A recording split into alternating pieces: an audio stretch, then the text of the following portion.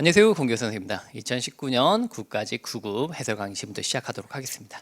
자, 원래 이제 순차적으로 따지면 문제 설명 쭉 해드리고 난 다음에 이제 지방지까지 어떻게 대비를 좀 하시라 이런 식으로 흐름이 좀 이어가야 될 것 같은데 아무래도 지금 변화가 좀 심하다 보니까 뭐 이 국어 시험에 대한 이제 권교 선생의 생각 이런 것도 좀 궁금해하실 거라고 생각을 합니다. 그래서 앞부분에 그냥 간략하게 먼저 한번 설명을 드리고 그러고 난 다음에 이제 문제풀이 좀 하고 뒷부분에 이제 지방지 커리, 지방지까지의 커리를 어떻게 따라가는 게 좋겠다라고 하는 것들을 한번 말씀드리려고 합니다.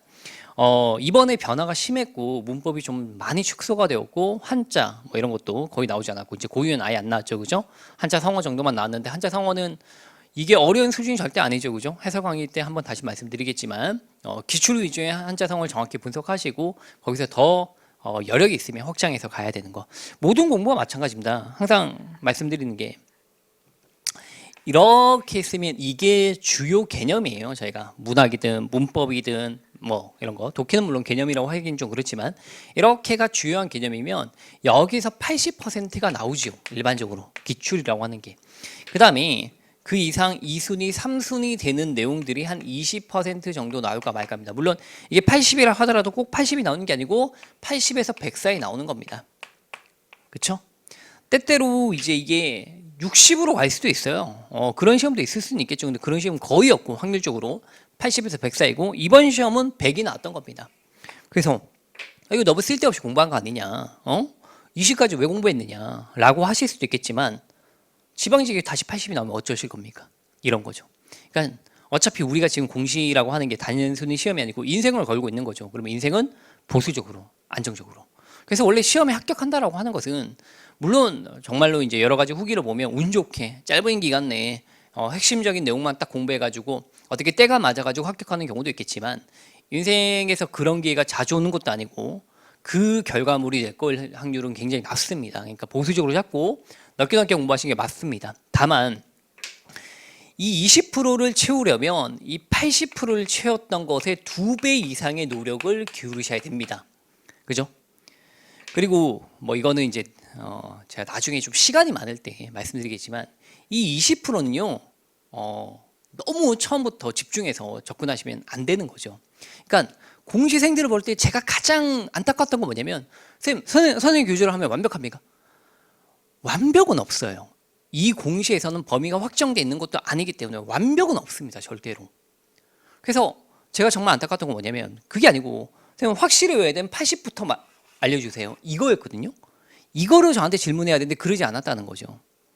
그래서 확실한 것부터 먼저 하시고 그리고 다른 과목들도 확실한 걸 정확히 규정해 하셔가지고 그것부터 하시고 그런 다음에 시간 남으면 조금씩 확장을 해야 되는 거죠. 20을 한 번에 다 치워내는 게 아니고요. 이렇게 공부하셨어야 됐다는 거죠. 그래서 이번 시험 같은 경우에는 이게 100이 나와버렸기 때문에 사실 승리한 사람은 요 안에 것만 공부하신 분이 승리한 거예요. 근데 저도 그러면 그러면 이제 여러분이 앞으로 이걸 버리세요. 20은 이렇게는 못해요. 시험에 어떻게 나올지는 아무도 예측을 못하는 거니까요. 그래서 요 20도 당연히 하시긴 하시는 겁니다. 다만 순위는 정해져 있다는 거죠. 쭉쭉쭉 하다 보니까 내가 다른 과목도 많이 부족해. 그래서 80까지만 채워내고 시험장 갈 수밖에 없으면 그게 최선인 거고요. 그분에게. 그 다음에 나는 좀 시간이 남아서 안 나올지 모르지만 조금 더 했어. 근데 나왔어. 그럼 정말 좋은 거죠. 그거는.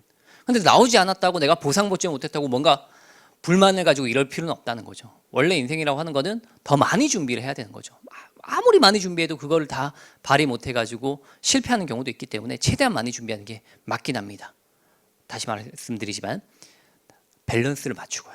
알겠죠? 다른 과목과의 공부를 밸런스를 꼭 맞추시고요. 그렇게 하셔야 됩니다. 자, 그래서 이번 시험은 아무래도 좀 극과 극 중에서 한쪽 극에 해당하는 시험이니까 너무 마음에 두지 마시고요. 물론 저도 카페에 100점 맞았어요. 90점 맞았어요. 95점 맞았어요. 그 후기들을 보고 저도 되게 기분이 좋긴 한데 지방직이 되게 걱정됩니다.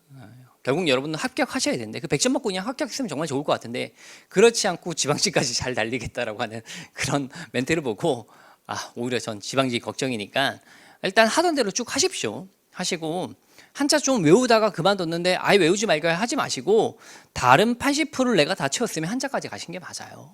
네. 다른 것들을 80%를 다 채웠다면 이제 남은 게 한자다 고유어다 그러면 그거 채우는 게 맞아요. 물론 나올 확률보다 안 나올 확률이 훨씬 더 높습니다. 그렇기 때문에 이제 저도 순위를 제일 뒤로 밀었던 거고요. 예. 하지만 나와버리면 거기서 변별력이 생겨버리는 거니까 그렇게 한번 보시고 이 해설강 이제 지금부터 시작할 건데 제발 부탁인데 문학과 독해 남아있는 시간 동안에 충분히 대비가 가능하거든요.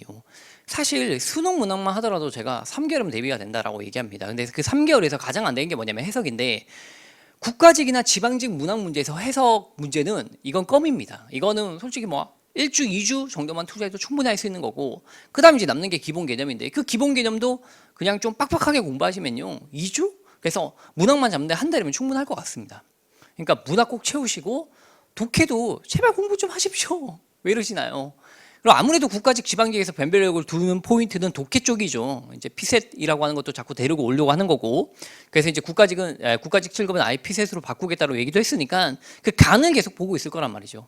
그 간을 본다는 얘기는 독해 쪽으로 좀 더 치중해서 변별력 있게 내지 않을까 싶습니다. 물론 킬러 문제는 뭐가 될지 아무도 몰라요.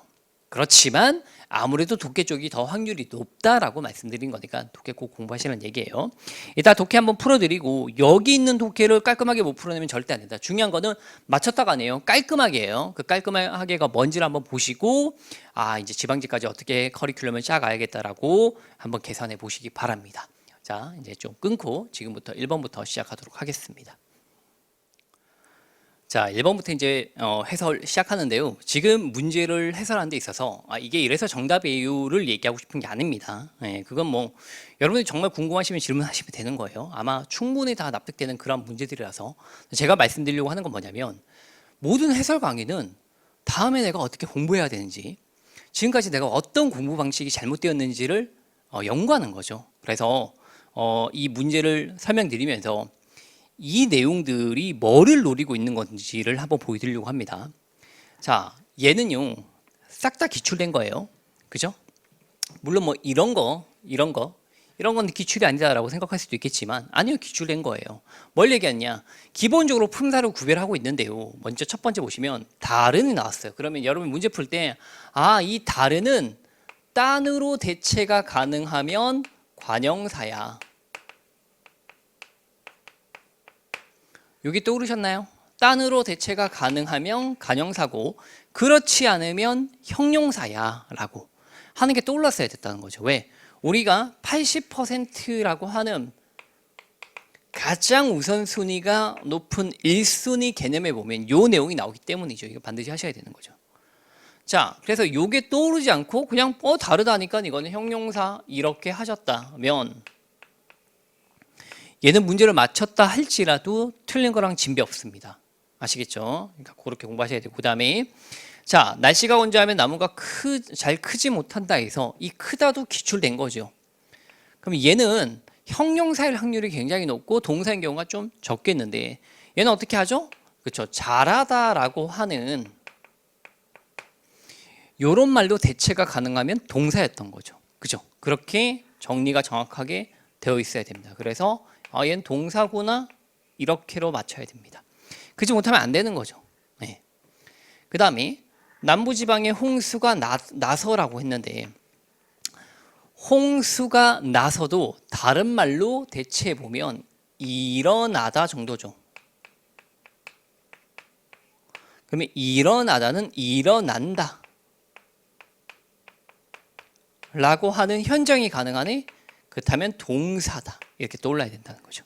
그래서 원래 지금 여기 3개까지는 뭘 묻고 있냐면 얘가 동사니 형용사니 아니면 관형사니를 묻고 있는 상황에서 가장 기본적인 건 동사와 형용사는 기본형을 가진다 라고 하는 개념이 떠올라야 돼요. 이거는 체화되어 있어야 되는 거죠. 그래서 기본형이라고 하는 게 뭔데? 뭐뭐다라고 가야 된다. 그럼 얘는 다르다가 되고 얘는 크다가 되고 얘는 나다가 되니까 당연히 용언이고 관형사로 갈 수 없고 동사는 형용사로 가야 된다. 이렇게로 먼저 묻고 있는 건데 그거보다 더 심화로 묻고 있는 거죠. 그래서 다르다 하고 그냥 형용사 하면 그렇게 단순하게 낸 게 아니고 기출된 내용을 보면 다르다는 딴으로 대체가 되면 관형사고 아니면 형용사다 라고 하는 거 보셨죠? 그죠? 그 내용이 떠올랐어야 됐다는 얘기고, 그 다음에 얘도 그냥 크다 그러면 일반적으로 큰다가 되면 동사인데, 우리가 흔히 키가 큰다 하면 동사일 수 있겠지만, 이거는 이 박스는 큰다 이러면 좀 이상하죠, 그죠? 그럴 때는 형용사니까 대체적으로 크다는 형용사란 말이죠. 근데 이 경우에는 큰다가 가능하죠. 나무가 잘 큰다라고 하는 게 가능하고, 또 딴 말로 대체하면 잘하다라고 하는 게 가능하니까, 그래서 쟤는 동사야라고 추정을 해야 된다는 거죠. 그 다음에 얘도 마찬가지로 홍수가 난다 하는 현정으로 접근하니까 조금 긴가민가한 거예요. 그래서 심화 표현에서 배웠듯이 어떻게 잘 안 되면, 잘 헷갈리면 딴 말로 대체해야지. 그러면 일어난다가 되니까 동사겠네. 요렇게 자기가 응용력을 발휘하셔야 된다는 거죠. 그 다음에 그 사람이 농담은 하지만 허튼 말, 그러면 허트는, 자, 얘가 용언인가 생각해서 기본형부터 먼저 한번 떠올려보면 허트다예요. 허트다라고 하는 말을 내가 쓴 적 있나? 없지.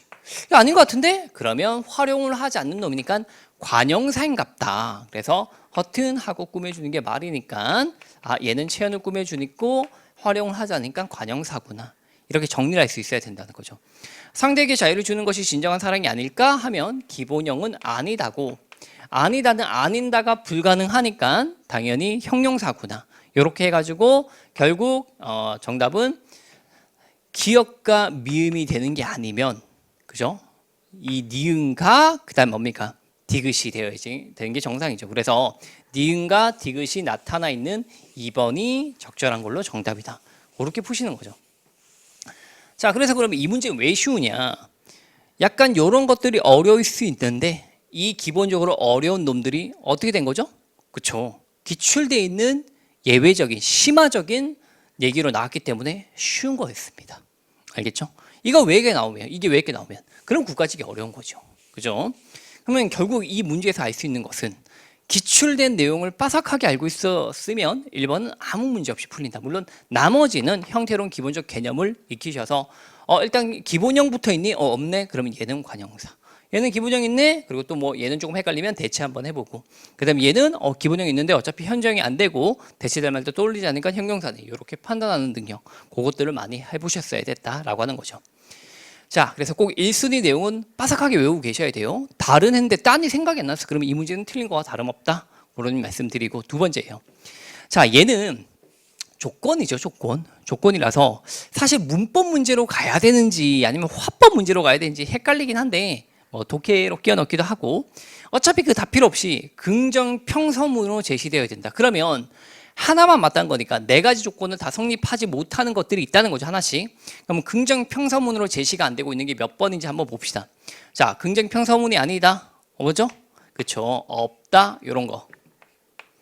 긍정이 아니고 약간 부정적 어미죠, 그죠? 그래서 쟤는 안 되겠다. 그 다음에 찬성과 반대 대립이 분명하게 나타나야 된다. 자, 찬성 반대와 분명하지 않은 것, 찬반 분명하지 않는 것, 뭐 있습니까? 이거 좀 잘 안 보이네, 그죠? 넘어가야 되고. 자, 그 다음에 세 번째, 쟁점이 하나야 된다. 그럼 2가지 있는 건 안 되죠. 그러면 1번은 징병제도고, 2번은 두발폐지고, 4번은 뭡니까? 3번 두발폐지고 제한이고, 그 다음에 4번은 뭐예요? 내신제도와 논술시험이니까 2가지죠, 쟁점이. 그래서 4번은 안 되는구나, 이렇게 그어주면 되겠죠. 그 다음에 찬성이나 반대 어느 한편에 유리하게 작용하는 정서적 표현. 그럼 정서적 표현이라고 하는 게 이해 안 했겠죠. 그러면 1번은 별 문제 없는 것 같고, 3번에 야만적인 이런 정서적 표현 쓰면 안 되는구나. 그래서 정답은 1번. 그렇게 어려운 문제 아니고 그냥 저 조건에 정확하게 선택지를 대응시킬 수 있으면 쉽게 풀리는 문제죠. 자, 그 다음에 넘어가고 3번 문제였어요. 자, 이제 이 3번 문제인데, 3번 문제는 문학이고, 문학은 크게 둘 중에 하나를 묻는 겁니다. 해석 문제 아니면 개념 문제를 묻는 거예요. 이거 이제 선택지를 보면 판단할 수 있는 건데요. 공간적 배경은 뭐고, 시간적 배경은 어떻게 되고, 해설자는 어떻게 하고, 파스꾼 얼굴은 분명히 알 수 없다. 특별한 개념이 보이지 않아요. 그러니까 내용 파악을 제대로 하고 있느냐라고 하는 해석 문제를 지금 묻고 있는 겁니다, 지금. 자, 이럴 경우에 그냥 정확히 대응만 시키시면 되는 거죠. 그렇게 어렵진 않을 것 같은데, 다만 이런 희곡 같은 경우에, 극 문학 같은 경우에는 뭘 원하냐면, 일반적으로 문제를 출제할 때 희곡은 이 현재 무대 상황을 머릿속에 잘 떠올릴 수 있니? 이걸 묻습니다. 출제자가. 현재의 어떤 무대 상황 자체를 머릿속에 잘 그릴 수 있니? 이런 거. 그러면 해설자라고 하는 게 요 지우지 말고 그냥 요 아래에 무대라고 생각하고 해설자라고 하는 사람이 나왔어요. 지금 이렇게. 그래서 이제 설명을 합니다. 이곳은 황야입니다. 이리 때의 내습을 알리는 망루가 세워져 있죠. 자, 그럼 여기는 황야라고 머릿속에 그려주셔야 되고 망루니까 뭐 이런 것들이 있겠죠. 뭐 사람도 있을 수 있겠고 망루가 있고 드높이 솟은 이 망루는 하늘로 둘러싸여 있습니다. 하늘은 연극의 진행에 따라 황혼, 초승달이 뜬 밤 그리고 아침으로 바뀔 거다 하면서 이 시간적 배경이 바뀔 거다라고 하는 걸 얘기해주고 있고 저기 위로 바라보십시오. 파수꾼이 앉아 있습니다. 그러면 이 망루 위에 바로 파수꾼이 있겠구나라고 머릿속에 떠올려 달라라고 요구하고 있는 거죠. 높은 곳에서 하늘을 등지고 있기 때문에 그는 언제나 시커먼 그림자로만 보입니다. 그는 내가 태어나기도 전부터 파수꾼이었고 나의 늙으신 아버지께서도 어린 시절에 저 유명한 파수꾼의 이야기를 들으셨답니다. 자, 그러면 여기서 이 아버지는 이 안에 등장을 합니까 안 합니까? 안 하죠. 그냥 해설자가 말만 하고 있지 이 말하고 있는데 갑자기 아버지가 등장할 리가 없죠. 그죠? 자, 그래서 문제의 정답이 몇 번이죠? 맞습니다. 3번이 바로 정답입니다. 해설자는 무대 위의 아버지라고 했을 때 아버지는 얘기하고 있지만 무대 위에 아버지는 없고요. 또 그 아버지를 소개하고 있는 것도 아니죠. 소개라고 하는 것은 아버지는 어떤 사람이다라고 얘기해 줘야지 아버지는 어떤 말을 하셨다라고 하는 것은 소개가 될 수가 없죠. 그래서 3번이 적절하지 않은 걸로 정답이다. 그렇게 하시면 되겠습니다. 자, 그 다음에 4번인데요. 4번은 이제 문제를 푸실 때 1, 2번은 그렇게 문제가 안 되고 결국 3, 4번이 문제가 되는 거죠. 그럼 여기서 꼭 하나 알고 가셔야 되는 것 하나가 이거라고 봅니다. 자, 3번과 4번이 헷갈릴 때는 제가 뭘 말씀드릴 것 같습니까? 딱 2번만 고민한다.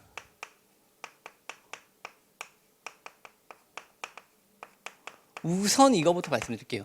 자, 시험장 가서 이거 풀 때 헷갈려 이거. 몇 번이지? 이런 것들 요렇게 쓸 때 뭐 이거 3번이야 4번이야 다시 한 번 더 읽고 3번이야 4번이야 또 한 번 더 읽고 이러면 안 된다는 거죠. 한 번 보고 헷갈리면 한 번만 더 읽고 그냥 빨리 판단하고 찍고 넘어가셔야 됩니다. 아시겠죠? 그리고 두 번째로 정답에 가까운 것을 체크하는 거지 정답을 정확히 찾아내려고 하면 안 돼요. 정답에 가까운 것. 이건 시험 푸는 팁이에요. 물론 저한테는 통용 안 돼요. 저는 완벽하게 찾아내야 돼요. 가르친 사람이니까. 근데 여러분들에게는 정답에 가까운 것 체크. 그래서 이런 연습을 하셔야 되는데 어차피 선택지를 좁혀야 돼요. 자, 수비는 정화의 혼란스러운 감정을. 그러면 자, 정화의 혼란스러운 감정이라고 할 만한 게 있어요? 있죠. 뭐 엉망이다. 뭐 긴장해서 대답 못했어. 혼란스럽다라고 할 만하죠. 그 다음에 정화 스스로 정리하게끔 도와주고 있다라고 했을 때 정화 스스로 정리 좀 헷갈리네 뭐 이런 거. 그 다음에 수비는 정화의 말을 자신의 처지로 자, 자신의 처지로 의미를 재구성하고 있다. 자, 의미를 재구성하고 있다는 것은 요 정도가 의미를 재구성하는 건데 자신의 처지로 바꾸어? 이거 뭐지 완전? 그럼 이제 둘 중에 정도적으로 여러분 봤을 때 정도적으로 이쪽이 더 이상한 것 같아요. 그러니까 이쪽이 더 이상한 것 같아요. 얘가 더 이상한 것 같아요. 할 때 빨리 자기 마음에 묻는 거예요. 물어서 얘인데 싶으면 빨리 찍고 넘어가는 겁니다. 그냥 아시겠죠? 그렇게. 그러면 도움이 되는 것은 고민하다가 시간을 날리지 않고 페이스에 말리지 않는다는 거죠. 그래서 요걸 꼭 얻어가셔야 됩니다. 이 문제에 대해서. 그런데 얘를 완벽하게 맞추려면 어떻게 해야 되냐?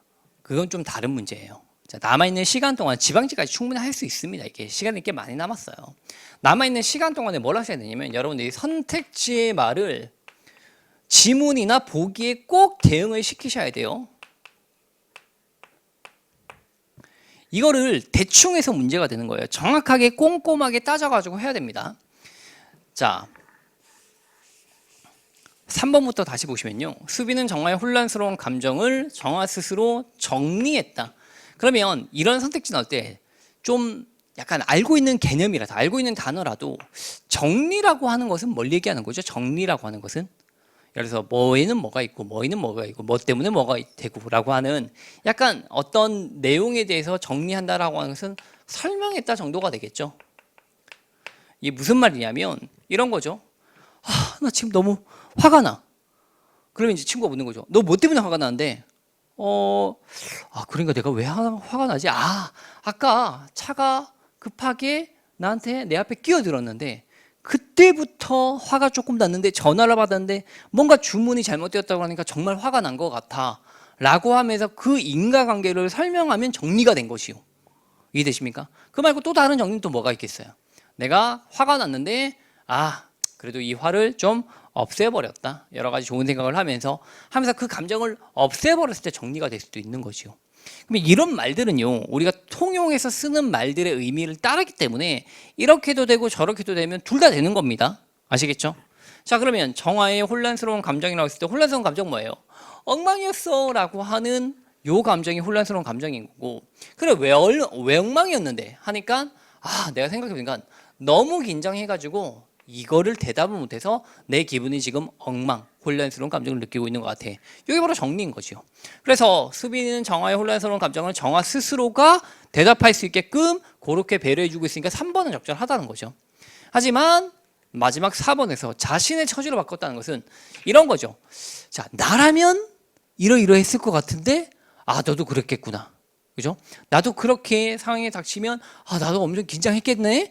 이렇게 했을 때 자신의 처지를 바꾸어서 의미를 재구성하는 거니까 쟤는 적절하지 않다. 그래서 4번이 바로 없다. 그렇게 보시면 되겠습니다. 자, 그 다음에 넘어갑니다. 이제 의문론으로 가는데 의문론 문제는 의문 변동의 내용을 다룰 때는 무조건 이 문제는 이제 많이 풀다 보면 규격화되는데 의문 변동의 순서를 정해놓고 접근하셔야 되는 거죠. 그래서 여러분들이 이 문제를 풀 때 의문 변동의 순서 요걸 정해놓지 않으면 항상 문제가 발생할 수 있어요. 그러면 의문 변동의 순서는 제가 이렇게 하라고 했죠. 첫 번째 뭐예요? 니은 첨가가 가능한지부터 먼저 보시고, 그 다음에 두 번째는 뭐예요? 헛받침, 그 다음에 된소리대기, 그 다음 겹받침으로 적용하시라. 물론 이거는 정해진 게 아니고 케이스 바이 케이스로 학자마다 약간 다른 견해를 보이긴 하지만 요 순서를 따라갔을 때 웬만한 예외적인 내용 빼고는 문제를 다 풀어낼 수 있으니까 예외는 뭐 강의 때 설명드렸고, 항상 요 문제 나올 때 내가 어떻게 해야 될지 그 행동 방안을 정해놓고 접근하시라고 말씀드렸습니다. 그 다음에 세 번째가 바로 발음과 비교하는 거예요. 그래서 부엉릴이라고 했을 때 일단 1차적으로 최종 발음이 부엉닐이라고 하는 걸로 못 끄집어냈다면, 이렇게로 못 만들어냈다면 일단 탈락. 알겠죠? 그래서 항상 의문론에서 기출되어 있는 내용들을 보면 웬만한 의문 변동이 다 들어가 있거든요. 그러면 이제 그 내용들의 발음을 내가 안 보고 쓸 수 있어야 되게끔 그렇게 공부를 하셔야 되고, 표준 발음법도 마찬가지고, 그 다음에 이제 두 번째로 그대로 적용하면 부억닐이니까 니은 첨가가 가능한지 생각해보면 가능하네. 그래서 부억닐, 이렇게 니은 첨가부터 먼저 이렇게 한번 해주는 거죠. 그 다음에 헛받침 규칙은 무조건 적용해야 되는 거죠. 헛받침 규칙이라고 하는 게 뭐냐? 음절 끝소리 중에 받침이 하나짜리일 때 기역, 니은, 디귿, 리을, 미음, 비읍, 이응 7개밖에 못 발음해서 그 7개가 아닌 것은 기역이나 디귿이나 비읍 중에 하나로 바뀌는 게 바로 헛받침 규칙입니다. 물론 제 강의 안 들으시면 헛받침 규칙이 약간 좀 생소하실 수 있으니까 한번 그렇게 말씀드린 건데, 그럼 얘는 안 보이더라도 무조건 이렇게 해서 헛받침 규칙 하나 적용을 하고, 그 다음에 된소리 대기 될 리가 없고 겹받침은 아예 없으니까 적용 하나고, 그 다음 발음과 비교해보면 요 기역이 이응으로 바뀌었으니까 자, 일단 먼저 니은 첨가가 하나 되고, 두 번째로 헛받침 규칙이 되고, 세 번째로 자 기역이 이응, 결과물이 비음이니까 비음화다라고 이렇게 내가 분석해낼 수 있으면 되는 거죠. 자, 근데 이거는 교체 첨가 축약 탈락 중에 어떻게 되냐? 첨가는 첨가라고 눈에 보이죠. 뭐 헛받침 규칙은 뭐예요? 자, 이 기역이 기역으로 바뀐 거니까 교체다, 이런 겁니다. 선수 교체죠. 그죠? 뭔가 축약이 되었거나 뭔가 하나가 없어졌거나 뭐가 새로 들어갔던 첨가는 전혀 아닌 것이요. 이렇게. 단 요게 이렇게 설명될 때 이것까지 기억나야 돼요. 자, 예를 들어서 박이라고 하는 놈이 발음상 박이 되었다라고 했을 때 쌍격이 기역으로 되는 것은 탈락입니까? 교체입니까? 이거 탈락하시면 빨리 공부 다시 하고 오세요. 교체죠. 왜? 얘도 의문의 개수로 한 개로 치고요. 얘도 한 개로 칩니다. 탈락되려면 얘가 두 개였는데 하나가 되어야지 탈락이 되는데 그렇지 않고 얘는 의문의 개수 한 개로 치기 때문에 그냥 교체 1대1로 교체되었다라고 얘기하는 거죠. 그거 주의하시면 되겠습니다. 자, 여하튼 첨가 하나 교체 두 번 들어갔으니까 기억과 니은이 들어가 있는 정답은 1번 하시면 되겠습니다. 넘어가겠습니다. 자, 그 다음에 6번 문제인데요. 6번 문제 풀 때 제발 좀 문제 푸는 방식을 정해두고 푸십시오. 근데 여러분들이 문제 푸는 방식이 이런 거예요. 일단 읽자. 말하기 방식을 안 해? 그럼 말하기 어떻게 하는지 한번 봐야지. 쭉 읽고 그 다음에 어떻게 합니까? 선택지를 보고 다시 찬성이 뭐라고 했지? 하고 찬성을 다시 찾아가는 거죠. 그렇게 문제 풀려고 하지 마시고요. 그냥 선택지부터 가세요. 찬성 측은 선택지를 빨리 잘게 쪼개가지고 한 가지만 갖고 가세요. 친숙한 상황을 빗대요. 자, 친숙한 상황을 빗대어서 자신의 견해를 펼치고 있다. 저 솔직히 이 문제 약간 뭔가 잘못했다고 생각하는데 무엇을 빗대다가 아니고 무엇에 빗대다라고 해야 되지 않나요? 그러니까 무엇을이 아니고 무엇에라고 가야 될 것 같은데 그거 조금 불만. 네. 자, 무엇에 빗대어 자신의 견해를 펼치고 있다. 그러면 친숙한 상황에 빗댄 게 있는지 쭉 찾아보면 찬성 쪽에서 그런 얘기를 하고 있는 게 없어요. 그 다음에 2번에도 보면 자신의 경험을 제시하여. 그러면 자신의 경험 웬만하면 있어야 되는데 없어요. 그래서 찬성 쪽 보고 없네? 그럼 넘어가는 거죠. 그 다음에 요것도 없고 4번에 논제 의문을 제기했다. 그럼 빨리 찾아가는 거죠. 논제는 뭐지? 자, 논제는 어디 있습니까? 일반적으로 사회자가 말하는 부분에 논제가 있습니다. 학교폭력을 방관한 학생에게도 책임을 물어야 한다. 이게 논제인 거지요. 예? 항상 뭐는 어디 있어? 이게 다 규격화 되어 있어야 됩니다. 자, 그리고 반대쪽 가는 거예요. 자, 반대쪽에서 의문을 제기하고 있는 부분이 어디 있지? 보니까 여기 있죠. 과연 누구까지를 학교폭력의 방관자라고 규정 지을 수 있을까요? 그러면 방관자는 어디까지냐? 즉 논제 의문 제기한 거 맞아요? 맞아요. 학교폭력 방관한 학생에게 책임을 물어야 된다라고 하는 게 논제니까 여기 요 내용이 바로 뭐가 되겠습니까? 그렇죠. 의문을 제기하고 있는 거죠. 어디까지 보면 방관자인데 이렇게 그죠? 묻고 있는 거니까 자, 요거 적절한 걸로 정답이 몇 번이다? 4번이다. 그러면 이 문제에서 여러분들이 알고 가셔야 되는 거 한 가지는 토론이라고 하는 게 한두 번 모는 것도 아니고 이미 내가 파고 들어가야 됩니다. 그래서 천천히 다 읽고 하는 게 아니고 선택지부터 먼저 보고 빨리 거슬러 가서 대응되는 거 찾아보시고 없으면 다음 거 이런 식으로 가시면 시간을 더 절약할 수 있다. 물론 이번에 알았다고 지방직에 내가 연습도 없이 가시면 절대 안 돼요. 연습할 만큼 하시고 정한 내용 그냥 순차적으로 여러 번 읽는 걸로 그렇게 가셔도 됩니다. 자, 그 다음에 7번 가는데요. 자, 가로 안에 들어갈 단어를 순서대로 바르게 나열한 것은 이라고 되어 있는데 얘는 두 가지를 좀 묻고 있는 거예요. 첫 번째 뭐냐면 논리력을 묻고 있는 거고요. 그 다음에 이제 두 번째는 사실 배경 지식상 풍자와 해악에 대해서 어느 정도 알고 있느냐를 묻고 있는 거죠. 그래서 풍자나 해악이나 둘 다 공통점으로 보면 웃음인데 얘는 뭐고? 비판적 웃음이고 얘는 그냥 웃음인 거죠. 그래서 저는 일반적으로 문학에서 풍자, 해악 너무 엄밀하게 구별하지 말고 지문에서 풍자가 나오든 해악이 나오든 웃긴 것 같으면 일단 무조건 뭐 둘 다 거의 있겠지라고 생각을 하시라. 거기 겹쳐 나온 것도 꽤 많다라고 말씀드립니다. 물론 풍자는 어떤 케이스, 해악은 어떤 케이스 다시 한번 쪼개드리긴 하는데 이 정도 사전 지식 하나를 갖고 있어야 되고 두 번째 논리력이어야 돼요. 자, 그러면 이 논리력이 어떻게 쓰이는지 한번 보여드릴게요. 한국 문학의 미적 범주에서 눈에 띄는 전통으로 풍자와 해악이 있다. 그래서 두 가지 개념을 설명한 거예요. 그러면 풍자는 네모치고 해악은 세모칠게요. 풍자 해악은 주어진 상황에 순종하기보다 그것을 극복하고자 하는 건강한 삶의 의지에서 나온 그럼 자 순종은 아니고요. 그것을 극복하려고 하는 것과 상관이 있다라고 있습니다. 둘 다. 그리고 뭐에서 뭐를 통해서 드러난다라고 얘기했어요. 자, 그러면 네모와 세모는 요 두 가지 개념은 어떤 무언가를 통해서 나타난다라고 얘기를 했었어요. 됐습니까? 자, 그러면 얘는 논리적으로 좀 생각을 해보면 네모와 세모는 네모를 통해서 나타난다. 말 안 되죠. 왜? 그러면 한쪽이 포함되어야지. 아예 아싸리. 무슨 말인지 이해되시죠? 그 다음에 네모와 세모는 세모를 통해서 나타난다. 안 돼요.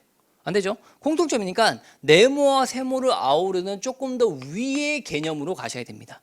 이게 예를 들어 좀 구체적으로 생각해 보시면 더 이해가 되실 텐데 남자와 여자는 이렇게 뭐를 통해서 자기의 존재감을 알린다 했을 때 남자와 여자는 남자를 통해서 자기의 존재감을 알린다. 말이 안 되죠. 남자 여자는 여자를 통해서 자기의 존재감을 알린다. 말이 안 된다는 거예요. 남자와 여자는 말을 통해서 자기의 존재감을 알린다 하면서 남자 여자의 공통점을 얘기하고 있는 거니까 두 개념을 아우르는 뭔가로 가야 된다는 거죠. 자, 여기 필요한 게 바로 논리력인 거예요. 자, 그렇다면 지금 제일 첫 번째 기억만 보시면 해학과 풍자는 절대 정답이 될 수가 없지요. 그죠? 골개라고 가셔야 됩니다. 얘는. 이게 바로 논리력인 거고. 그 다음에 자, 뭐 골개는 있어야 할 것으로 행세해온 관념을 부정하고 현실적인 삶인 있는 것을 그대로 긍정한다. 이때 있어야 할 것을 깨트리는 것에 관심을 집중한 것이 뭐이고 있는 것이 지닌 긍정에 관심을 집중한 것이 뭐이다 했을 때 이제 요거죠. 깨트리는 것과 그 다음에 있는 것이 지닌 긍정의 관심 요거. 그러면 깨트린 것은 비판이구나 요게 떠올라야 되고 얘는 그냥 웃음이구나. 따라서 비판은 바로 뭐가 되고 풍자가 되고 그 다음에 얘는 해악이 되는구나 해서 니은은 풍자가 들어가야 되고 디귿에는 해악이 들어가야 된다. 그러면 자 니은은 풍자 그러면 4번이 정답이 되겠네. 이렇게 한다는 거죠.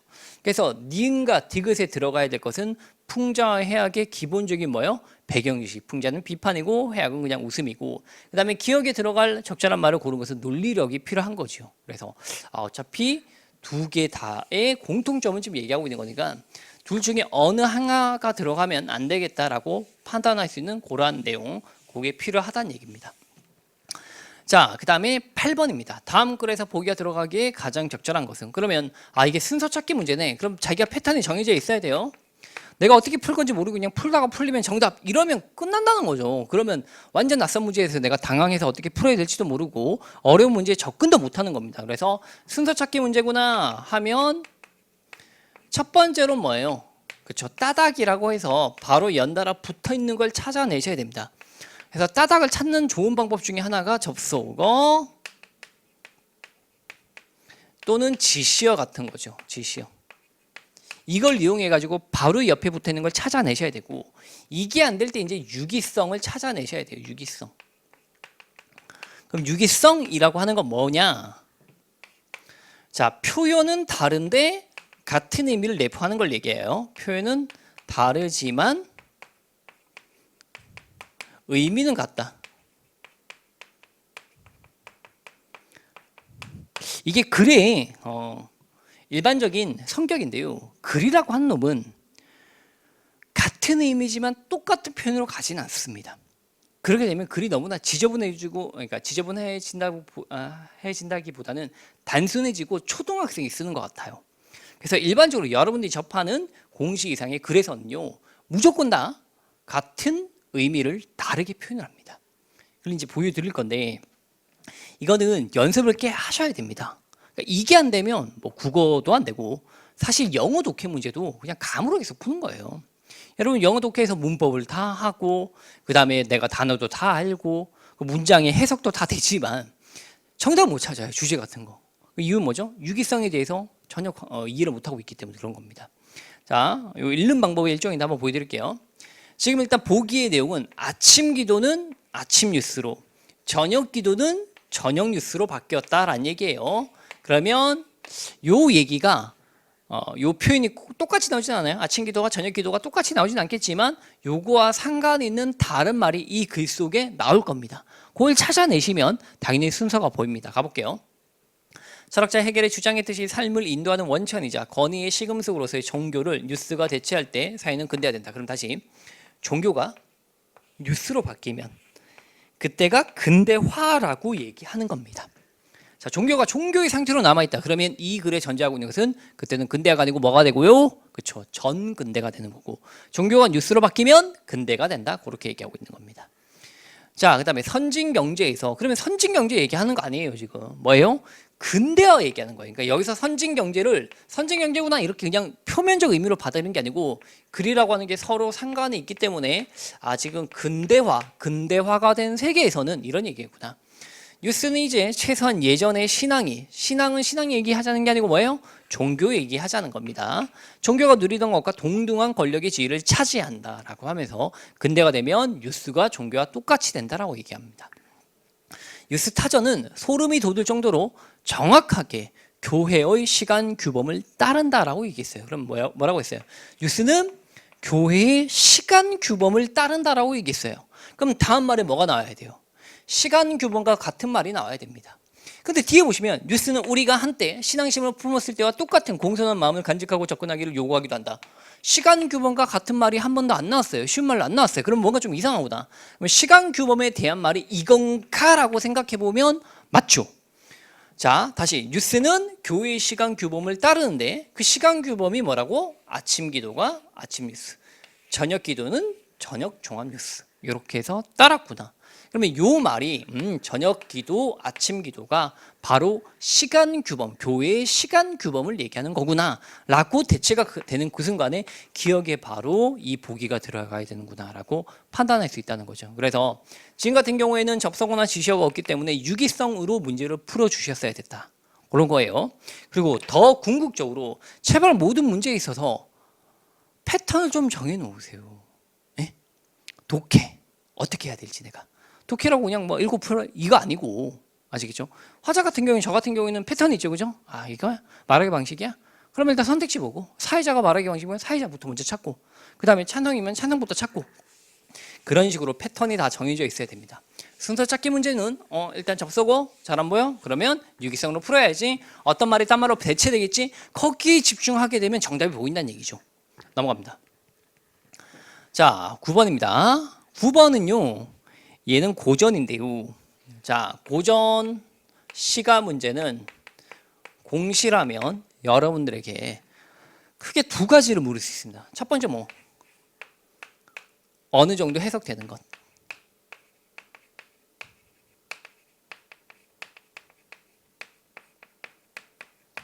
그 다음에 두 번째가 뭐죠? 해석 안 되는 거예요. 해석이 안 되게 낼 수도 있나요? 네. 자, 일단 누앙사 같은 경우는요. 출제자가 출제자라고 얘기해야 되는 게 맞는 것 같습니다. 출제자가 이 누앙사를 낼 때 이건 주요한 작품이 아니구나라고 판단한 것 같습니다. 네. 저의 생각과 달리 이건 주요한 작품이 아니야라고 판단한 거예요. 어디서 볼 수 있냐? 얘가 만약 주요한 작품이면 원문 그대로 줬을 거예요. 근데 많이 현대어로 바꿔놨어요. 지금 이거 원문 가지고 계시면 원문과 비교 한번 해보시면 많이 다르다라고 하는 걸 알 수 있겠죠. 거의 못 읽을걸요, 여러분들이 보시면. 근데 이건 딱 보면 이거 원문이 아니고 현대어구나. 그리고 주석까지 막 달아주면서 무슨 뜻인지 다 보여주고 있습니다. 되겠죠? 자, 그래서 요거는 분명히 여러분들이 해석이 가능하다라고 생각하고 난 다음에 준 거예요. 그럼 이쪽이에요. 그런데 선생님 저는 해석이 잘 안 되는데요 저거? 라고 하는 수험생이 있을 겁니다. 자, 그 이유는 뭐냐면 어느 정도 해석이 가능한 걸 주어주더라도 어디까지 하신 분이 저게 해석이 되냐면 주요 작품을 다 정리한 분들이 되는 겁니다. 주요 작품 정리. 그러면 주요 작품 정리는 주요 작품이라고 할 만한 것을 학자마다 그러니까 선생님마다 다릅니다. 제가 봤을 때. 근데 뭐 공통은 꼽는 게 가사라면 상춘곡, 면왕정가, 그 다음에 송민곡, 삼인곡, 관동별곡까지는 주요 작품이에요. 저는 조금 더 잡아서 누앙사와 규원가 그리고 가능하다면 최근에 나왔던 수능에서 고공가라든가, 오케이, 뭐 일동장류가, 선상탄 이런 것들까지는 좀 잡아줘야 된다고 봅니다. 왜냐하면 보시면 아시겠지만 이게 사시가라고 하는 허난설의 그런 작품도 EBS 출제된 거고요. 근데 물론 뭐 그거는 신경 안 써도 될 것 같긴 합니다. 자, 여하튼 수능의 흐름은 좀 따르고 있어요. 예. 이게 지금 이 공지 자체가 고등학교를 졸업하고 난 다음에 학생이 시험을 칠 수 있게끔 그렇게 먼저 큰 틀을 잡아놨기 때문에 고등학교 때 나왔던 커리큘럼은 무시할 수가 없다는 거죠. 자, 그래서 주요 작품을 정리하시면 충분히 해석할 수 있을 정도의 수준으로 바꿔서 줄 겁니다. 오케이. 자, 물론 이 주요 작품을 해석하시더라도 이런 낯선 작품이 나오면 해석하는 틀은 있어요. 바로 뭡니까? 현대시에서 제가 잘 말씀드린 거, 생략되는 문장 성분을 잘 찾으셔야 됩니다. 먼, 험, 먼덕, 숙여 쓰고 했을 때 생략되죠. 뭐 주어. 내가 숙여 쓰고 축 없는 집신에 설피설피 물러오니 그러니까 축도 다 떨어진 집신에 내가 물러오고 있으니까 풍채적은 누구의 형용에 나의 형용에 그러니까 모습도 굉장히 작은 나의 그런 약간 뭐 몰골에 걔가 지금 짓고 있구나 하면 뭐예요? 자, 지금까지 현대로 싹 다 바꿔버리면 나는 집신에 축도 없고 그 다음에 모습도 굉장히 작아. 그래서 설피설피 이렇게 뒤로 물러오니까 걔가 나한테 짓고 있네. 그러면 이 걔가 나를 뭐 하고 있는 것 같죠? 비웃는 것 같다 정도로 해석하는 게 정상이니까 얘는 비웃음을 유발한다 하면서 뭐 하면 가능하죠? 생략되는 문장 성분을 채우시면 보입니다 이게. 여러분들이 이 훈련을 하지 않고 그냥 문학 작품을 탭다리 막 암기하고 있고 그래서 문학 공부했고 내가 계속 문학 문제 풀고 있다라고 하시면 안 돼요. 네, 그거는 지금의 경향에서 어긋나는 겁니다. 자, 그래서 주요 작품을 정리를 하시고 난 다음에 어느 정도 해석을 이런 식으로 생략되는 문장 성분 채우면서 해석을 한번 해보시면 충분히 저런 문제는 쉽게 풀어낼 수가 있습니다. 그 다음에 두 번째로는요. 그러면 해석이 안 된 것도 낼 수 있냐? 낼 수 있어요. 아예 원문을 낼 수 있습니다. 단 걔는 뭐냐? 주요 작품만요. 그래서 고전 시간은요. 그냥 답이 정해져 있어요. 주요 작품 공부하시면 돼요. 결국에는. 그리고 저는 주요 작품은 조금 더 넓게 잡아야 된다 해서 누앙사까지 잡아놨는데 누앙사까지 잡아놓으면 이게 그냥 나왔죠. 이게 그냥 나와버려요. 그래서 그냥 오처컷이라고 얘기하신 분도 계신데 네 맞아요. 정말 그냥 보자마자 어이 개고? 아 이거? 무정한 오디세이 얘기하는 거구나? 자 그러면 이제 이미 정답이 몇 번이다? 하면 4번이구나 라고 오처컷이 나와야 됩니다. 그러니까 주요 작품을 정리할 때 가장 큰 이점은 뭐냐면 사실 그거 정리한다고 다 나오지 않습니다. 안 나오는 경우도 있겠죠. 근데 어차피 시험이 세 가지면 그 중에 주요 작품은 나와요. 제가 봤을 때. 지금 이제 서울시랑 동시에 칠 수 없으니까 두 가지로 봐야겠네요. 국가직과 지방직이면 웬만하면 주요 작품 한 작품은 나와요. 그럼 걔가 나왔을 때 누군가는 해석 천천히 하고 겨우겨우 맞춰야 되는 문제인데 누군가는 이미 내가 해석을 다 해놓고 웬만큼 어차피 이 문제 제가 말씀드렸지만 주요 작품에서 내신형 문제 이상으로 나올 수 없기 때문에 주요한 내신 문제만 건들면 그냥 똑같이 나온다고 말씀드렸죠. 그러니까 똑같이 나오는 거예요 이게. 그래서 보자마자 정답이 딱 찍히고 넘어가는 거죠. 거기서 상대적으로 나의 수험 나와 경쟁자 나와의 경쟁자보다는 한 3분 정도 2분 정도 아낄 수 있다면 그건 엄청 큰 메리트인 거죠. 그렇게 정리하신 게 맞다라고 말씀드린 거예요. 그러니까 한자보다 이거부터 먼저 하셔야지. 제가 좀 약간 이해가 안 되는 게 얘네들을 한번 정리하고 자기가 해석을 완벽하게 하지 않는 상태에서 그래도 한자를 해야 될 것 같은 거야. 왜? 일단 채워는 놔야 될 것 같으니까. 그럼 바보짓인 거예요. 공부한 거에 대해서 내가 완벽하게 익히지 않았다 하면 걔는 안 한 거와 똑같은 겁니다. 그러니까 얘를 하고 해석을 내가 외우지 않고 왜 딴 데 가십니까? 이제 기가 얇아서 그런 거죠. 다른 친구들이 난 한자 하고 있는데 너 한자 안 했니? 하니까 내가 뭐 겁나는 거야. 그러니까 그러지 말라니까요. 어차피 자기만의 우선순위가 있고 자기만의 시간이 있기 때문에 한 개 한 개씩 완벽하게 하시고 되는 데만큼만 공부하시고 넘어가십시오. 그러니까 우선순위 제가 다 정해드렸잖아요. 우선순위 제가 다 정해드렸으니까 그대로 하시고 그냥 넘어가시면 되는 겁니다. 다만 완벽하게 꼭 하시기 바랍니다.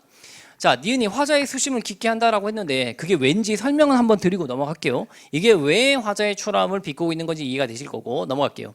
자, 북창을 비계한 자 새벽을 기다리네. 북창을 비계한 거 이런 거 주요 작품 공부하면 비계한 자가 뭔지 아시죠? 어떻게?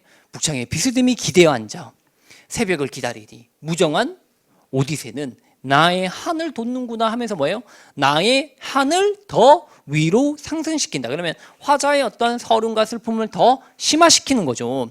그렇게 문장에서 나타나 있기 때문에 정답이 몇 번이죠? 수심. 이게 뭐예요? 걱정. 다른 말로 뭐 한으로 바꿀 수 있겠네. 그래서 한을 깊게 한다, 심화시킨다 같은 말이네요. 그래서 정답이 4번이다. 그렇게 문제를 풀고 넘어가시는 게 맞습니다. 자, 10번까지만 하고 한 템포 쉬었다가 계속 가도록 할게요.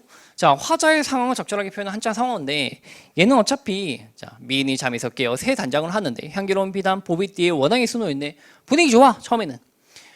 곁발을 비스듬히 거드니 빛지새가 보이는데 게으르게 은아쟁을 안고 봉황곡을 연주하네. 여기까지 뭐 미인이 연주하고 있는 뭔가 분위기 좋아. 그 다음 넘어갑니다. 금제갈 꾸민 한장은 어디로 떠났는가 라고 연주를 하고 있다고 이해하셔야 됩니다.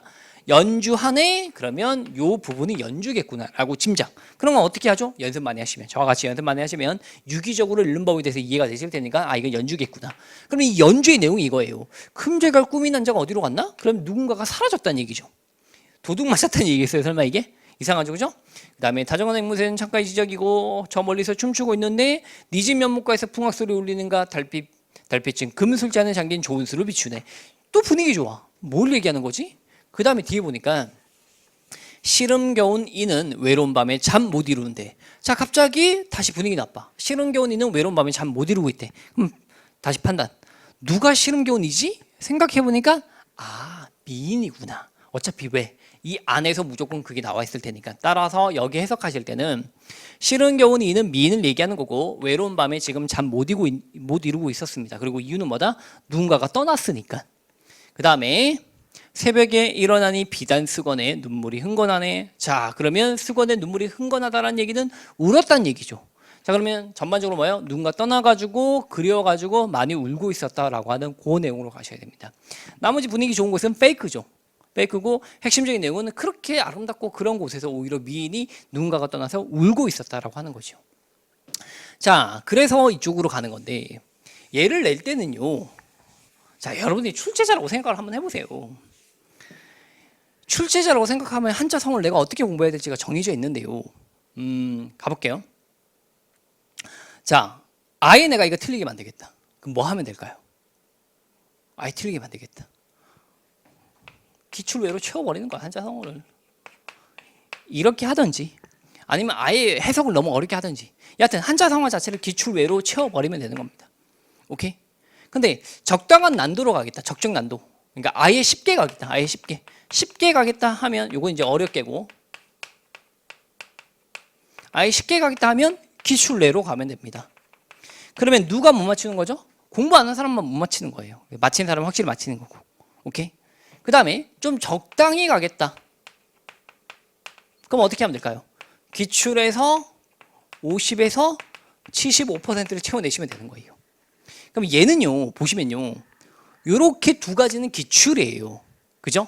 그래서 금이 양이나 맥수지타는 기출이라서 되게 쉽게 X가 되는 거고, 아마 요것도 사실 전전불매라고 하는 것들 그냥 낱글자 보시면 다 눈에 보이실 거예요. 사실 한자까지 공부하셨으면. 근데 한자 성어만 공부했다 치더라도 어차피 오매불망이라서, 오매불망의 그 매가 나와서 이게 불매라고 하는 게 잠 못 이루고 있다 정도로 추론 가능합니다.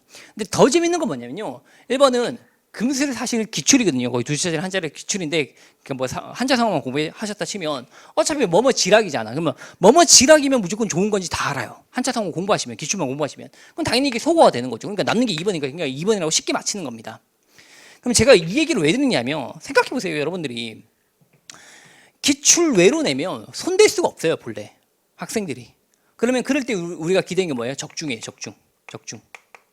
그럼 적중이라고 하는 말이 사실 얼마나 좀 무책임한 말이냐면, 저 적중시킬 수 있어요.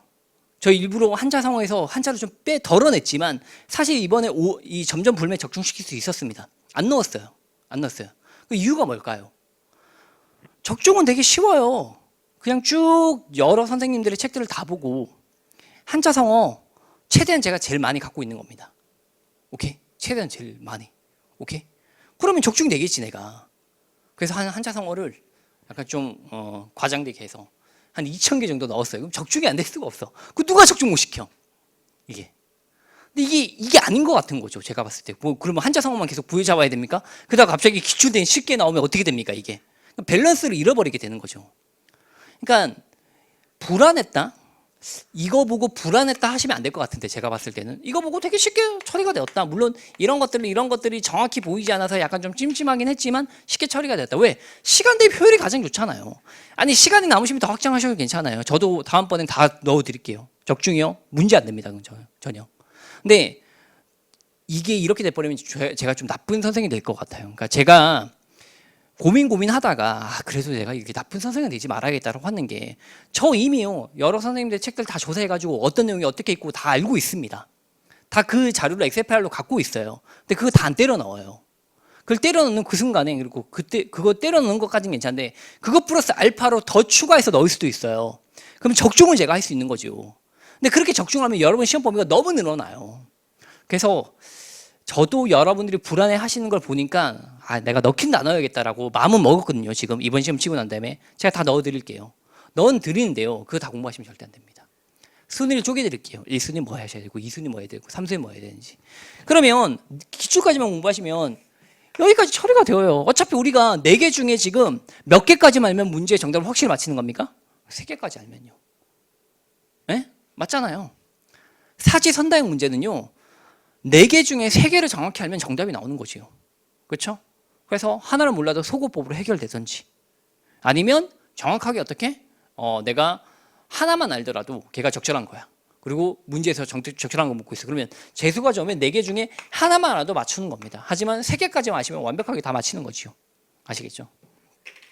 자, 그러니까 기출까지만 하시는 거예요. 저거 보고 더 늘리고 싶다 그러면 시간이 괜찮으시면 더 늘리세요. 이건 좀 답답한 겁니다. 네, 그러니까 너무 늘리지 마시고 일단 기출까지만 하세요. 제가 가장 불안한 건 뭐냐면 기출까지를 제대로 하지 않는 게 제일 불안한 겁니다. 한자 성어의 기출까지는 충분히 할 수 있는 거거든요. 그러니까 거기까지 확실히 하시고, 그 다음에 기출된 한자 성어를 정확히 눈에 익히시면 나머지 응용해가지고 저런 걸 다 해결할 수 있으니까 너무 그렇게 어려워하지 마시기 바랍니다. 자, 이제 국가직 지방직에서 변화하고 있는, 사실 변화하고 있는 이라고 하면 안 될 것 같은데요. 이게 11번은 어차피 기출되어 있는 내용이긴 하니까, 그 내용들이 거의 그대로 나왔으니까. 다만 여러분들 공부 방식에 대해서 제가 이의를 좀 제기하려고 하는 건데요. 자, 저는 항상 말씀드리는 게 뭐냐면 제발 좀 찾을 수 있어야 된다예요. 그러니까 예를 들어서 높이법에 뭐가 있어요 하면 주체 높이법 있고 상대 높이법 있고 객체 높이법 있고 주체 높이법은 다시 직접과 간접으로 이렇게만 쭉 읊으시는데, 그렇게 읊으시는 게 지금 문제가 아니에요. 앞으로 가면 갈수록요, 그렇게 읊어서 되는 문제가 아니고 찾아낼 수 있을 때 되는 문제들이 나올 겁니다. 1번도요, 심화문법에서 암기는 어느 정도 나오긴 했어요. 예를 들어 다른. 근데 그게 정말 다른이 암기여야 되면 딴으로 대체되는 관형사가 나왔어야 되는 게 정상이고, 그거 말고 나머지는 그냥 우리가 흔히 얘기하는 품사를 판단할 때 대체 가능성이라고 하는 걸 통해 가지고 크다가 잘하다로 대체되면 아 이건 동사다, 이런 식으로 원리를 적용하는 문제가 차츰차츰 나오고 있는 거죠. 그럼 높이법도 막 그 개념을 줄줄 외우고 있어. 안 된다고요. 제가 자동암기 노트를 만들 때도 자동암기 노트에 항상 어려운 예를 집어넣어서 얘는 뭐고 얘는 뭐고 얘는 뭔지 그 문제를 여러 번 맞출 수 있게끔 그렇게 요구하잖아요. 네. 그래서 공단계 관계자는 이게 왜 자동암기 노트냐, 문제가 있는데 자동 문제 노트 이렇게 해야 되는 거 아니냐 했을 때 제가 봤을 때 그 암기를 잘 모르고 하는 거예요. 네. 그분 뭐 이 강의 볼 거 아니니까. 근데 뭐 제가 뭐라고 하겠습니까? 그냥 이거 맞는데 뭐 이러고 마는 거죠, 그죠? 네. 문제까지 같이 넣어야 됩니다, 이게. 자, 지금 이 문제가 얘기하고 있는 게 상대를 높이고 서술의 주체니까 주체 높이고 객체를 모두 다 높여야 된다. 그러면 가장 찾기 쉬운 게 뭐예요? 사실 상대죠. 왜? 마지막 말만 보면 되잖아요. 상대는 마지막을 봐야 된다. 이렇게. 자, 그러면 들어가셨다 이러면 누구에게 얘기하고 있는 거예요? 나보다 낮은 사람, 대등하거나 낮은 사람한테 얘기하고 있는 거고, 될까요는 나보다 높은 사람한테 얘기하고 있는 거고, 하셨습니다도 나보다 높은 사람, 바랍니다도 나보다 높은 사람. 자, 그 다음에 주체를 찾으면, 자, 2번에는 주체 없죠. 쟤는 상대를 높이는 거죠. 쟤 주의하시라고 했습니다. 쟤 얘기하면 내 말을 들어주고 있는 상대방을 높여주는 거죠. 날 낮춤으로써. 게, 다, 이거는 객체입니다. 그래서 상대, 객체밖에 없고, 들이다, 이것도 객체네요. 그 다음에 3번 보면, 깨서 주체고, 깨 객체고, 상대 다 나왔으니까 3번이 적절한 걸로 정답. 이렇게. 그러면 이 문제는 저 높이법 공부했는데 왜 틀리죠? 과 아니고, 높이법 공부할 때 찾아낼 수 있어야 되는 거죠. 솔직히 자동암기 노트 이거보다 더 어려운 문제도 있잖아요. 그렇죠? 필기 노트 이거보다 더 어려운 문제도 있는데 그걸 찾아내는 연습을 게을리 하셨으면 요거 못 푸는 겁니다. 제발 부탁인데 찾아내는 걸 하시란 얘기예요. 비유법 알아요? 이러면 비유법 다 안 돼요. 그리고 제가 비유법 있는 걸 보여드리고 여기 어디 비유가 있는지 찾아보세요 하면 못 찾아요. 그럼 모르는 겁니다, 개념을. 그러니까 찾아내는 걸로 잘 하셔야 됩니다. 자, 그 다음에 시가 나왔는데요. 현대시는 일단은 당연히 해석 문제를 묻는데 해석적으로 먼저 한번 보여드리고 가도록 할게요. 국가직 지방직은 서울시와 달리 해석력 자체가 필요합니다. 물론 서울시도 아예 해석력이 필요 없진 않지만 걔는 그냥 암기로 승부해도 충분히 가능한 게 서울시라서요. 그러니까 이게 뭐의 문제냐면, 예를 들어 제가 이제 계기문에서 250작품을 보여드렸잖아요. 이 250작품이라고 하는 것은 필수. 서울시를 치신 분들은 무조건 필수라고 생각하는데, 서울시는 문학 교양을 봅니다. 정확하게 문학 해석력을 보는 게 아니고 문학 교양을 봐요. 그래서 250작품 중에 그냥 거의 나와요. 얘는 거의 나옵니다. 그러니까 뭐 경찰도 서울시 유잖아요. 그래서 이 계기문이라고 하는 문학 책에서 교재에서 나오지 않는 작품이 딱 하나밖에 없었어요. 그렇죠? 서울시 추가 채용에서도 여기서 거의 다 나왔습니다. 하나 빼고 다 나왔어요. 그러니까 그것도 뭐 짜잘하게 시조 안 나온 건데 그거 빼고 다 나왔어요, 이게. 그렇게 돼 있습니다, 걔는 구조가. 근데 국가직은요, 이거 외를 낸다고요. 250작품 외를 낼 수가 있다고요. 지금 250작품 안에 들어가는 게 누앙사라서 걸리면 그냥 5초 컷이에요. 걔는 5초 만에 그냥 답 내는 겁니다. 이 안에 걸리면 계기문은. 근데 그 외를 내게 되면 이건 해석역으로 가셔야 됩니다. 그러면 해석역은 뭐냐? 여러분 해석역이 뭐라고 생각하세요? 해석역은 크게 두 가지입니다. 첫 번째 문장 성분 생략된 거 채우고 두 번째는 유기성인데요. 어려운 유기성까지 절대 묻지 않아요. 이 어려운 유기성 묻는 그 순간에 난도는 완전 헬로 빠지는 거고요. 절대 거기까지 하시면 안 돼요. 근데 물론 저는 보여드려요. 저는 당연히 잘 아는 사람이니까 이렇게 유기적으로 해석하면 이런 의미까지 가진다라고 알려드릴 의무가 있는 사람이라서. 근데 여기까지 저랑 똑같이 해석할 수 있어야 된다라고 얘기하는 건 절대 아닙니다. 여러분들이 잘 하셔야 되는 건 첫 번째 뭐? 문장 성분 생략된 거 찾아야 돼요. 그래서 문장을 완벽히 하시는 걸 잘 하셔야 되고, 그 다음에 두 번째는 약간의 유기성이에요. 근데 이 약간의 유기성은 고전 시간을 같이 공부하시면 정말 빨리빨리 익힐 수 있고요. 그 정도 분량까지만 하셔도 충분합니다. 더 어려워진 거 그냥 패스하시면 됩니다. 자, 그거 해석 한번 해드릴게요. 가리워진 안개를 걷게 하라. 그러면 안개는 없어져야지 좋은 거니까 화자 입장에서 안개는 나쁜 거구나 라고 판단하시면 되는 거예요. 어떤 시호의 의미든 그거는 문장에서 결정되어야 됩니다. 그게 아니면 물론 상식적으로 접근하시면 되긴 한데, 자 가볼게요. 국경이며 탑이며 어용하게 울타리며 쭉 가래 밀어 바다로 몰아넣어라. 그러면 가래라고 하는 게 농기구 얘기하는 거겠죠, 그죠? 네, 그래서 가래로 쭉 밀어서 바다 쪽으로 보내버리고 여기는 없어져야 된다라고 얘기했으니까 국경, 탑, 어용학 이걸 다 밀어버려야 됩니다. 하여 하늘을 흐르는 날새처럼 한 세상, 한 바람, 한 햇빛 속에 만 가지와 만 노래를 한 가지로 흐르게 하라. 그러면 여기 생략된 게 요런 놈들은 바다로 몰아넣고 요런 건 흐르게 하라 해서 어디에 흐르게 하라? 여기에 흐르게 하라겠구나라고 인지를 하셔야 돼요. 그러면 현재 상황에 안개도 있고 그 다음에 국경, 탑도 있고 어용학이라고 하는 것도 있대요. 이게 정확히 무슨 의미야 라고 하는 건 중요하지 않습니다. 중요한 건 이 네 가지를 화산 나쁜 거라고 생각하고 바다 쪽으로 밀어버려, 수벌시켜버려 라고 얘기한다는 거죠.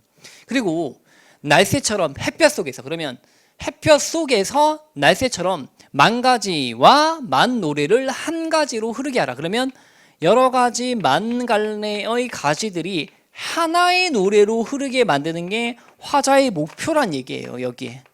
그럼 현재 노래가 있겠어요, 없겠어요? 없는 거죠. 그리고 날새는 좋은 거겠어요, 나쁜 거겠어요?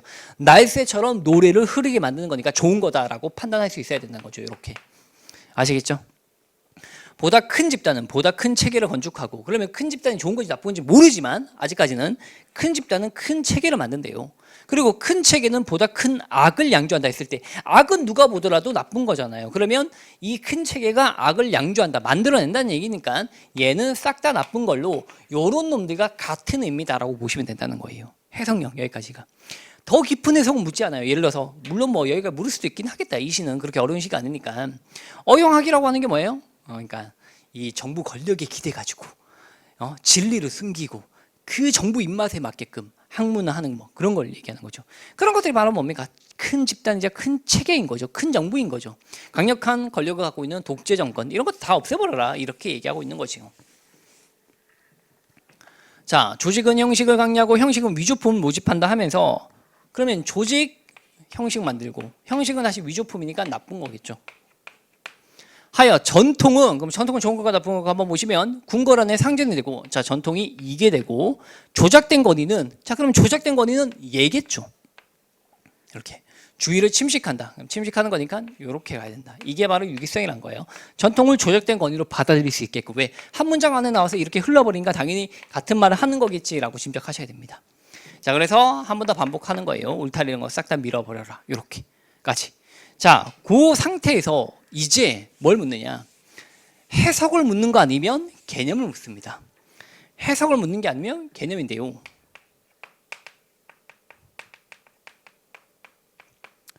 해석은 이제 어떻게 하는지 보여드렸고, 이 문제는 개념이 매우 중시되는 건데, 직설적 어조 한두 번 뭡니까? 이거의 반대말이 뭡니까? 우회적으로 말하기. 그죠? 그럼 우회적으로 말하기는 굉장히 많아요. 뭐 우화도 있고 비유도 있고. 그래서 이런 식으로 따지지 말고 직설적 어조는 내가 하고 싶은 말을 그대로 했냐? 요거예요. 예를 들어 여기는 직설적 어조도 있고 사실은 우회적으로 말하기도 있습니다. 예를 들어 이런 거. 내가 정말 직설적으로 얘기한 거예요. 지금 가려진 안개가 있는데 이 안개를 걷어. 이거 아니란 얘기죠. 안개는 진짜 안개 아니에요. 왜? 아니 상식적으로 날씨가 내가 별로라고 이 날씨 바꿔버려 이렇게 얘기하는 시인이 어디 있겠어요.